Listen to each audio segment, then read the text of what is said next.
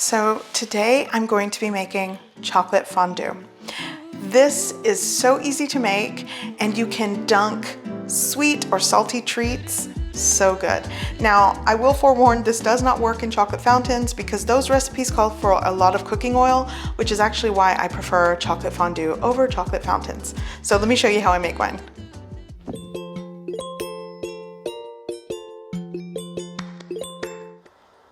Okay, so to start, I'm going to weigh out 8 ounces of chocolate. If you want all milk chocolate, you definitely can use that. I'm actually starting with some dark chocolate, bittersweet chocolate. And I'm using a combination of chocolate because I didn't have 8 ounces of the other one, so 8 ounces.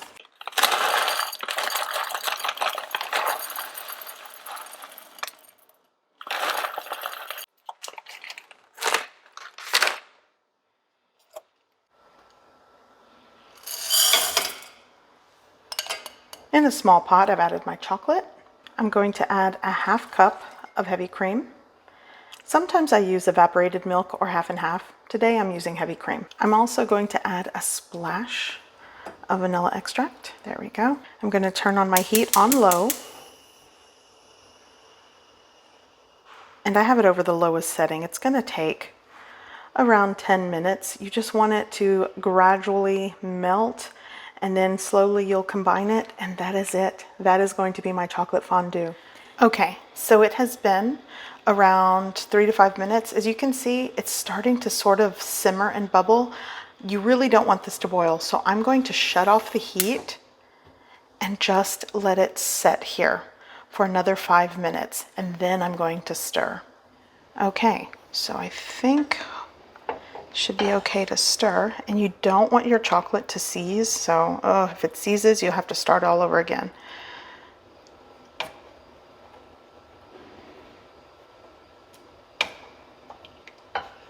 Now at this point, it might be safe to turn back on to keep it warm, but as you can see, it's getting nice and melty.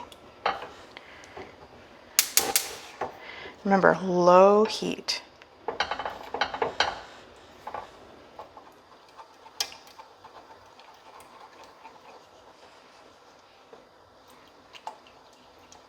So here's what happened to my chocolate. It seized, it separated, it is just blah. So back to the drawing board. I'm going to try a different method. This is the method I use for my ganache recipe, and I think it'll work better. For some reason, I just don't have luck making chocolate ganache or sauces in a saucepan over a low heat. It always seizes, so we'll see what works.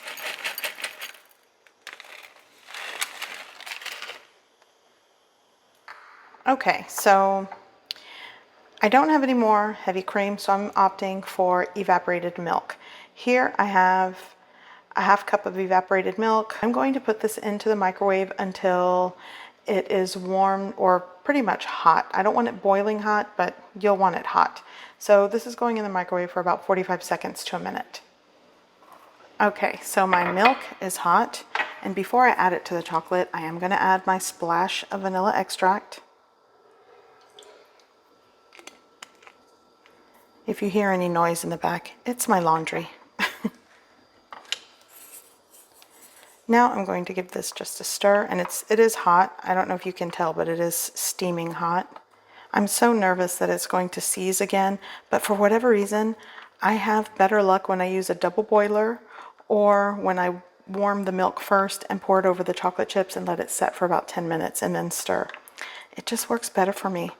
But tempering chocolate, you know, there is a science to it. Okay, so I'm going to go with a 1/3 cup over the chocolate chips.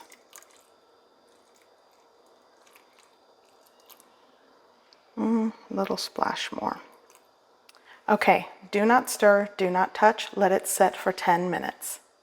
Okay, so here goes nothing. If it seizes this time, I'm just going to cut my losses and not post this video. It'll be a fail. Let's see here. Yeah. See, when I do the microwave version where I just pour the scalded or hot milk onto the chocolate and let it set, it just works a lot better for me. I have a little fondue like setup that keeps the chocolate warm, and I'm ready to start having some chocolate dunked treats. So good. So here in my setup, I have potato chips, pretzel rods, fresh strawberry. I like a salty sweet combo with a chocolate, but you really can do marshmallow, pieces of cake, Rice Krispie treats, cookies, it all works.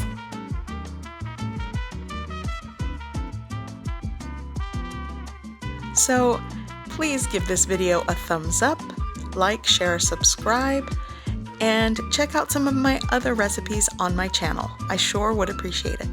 So I hope you give this recipe a try. I hope you like it, and thanks for watching.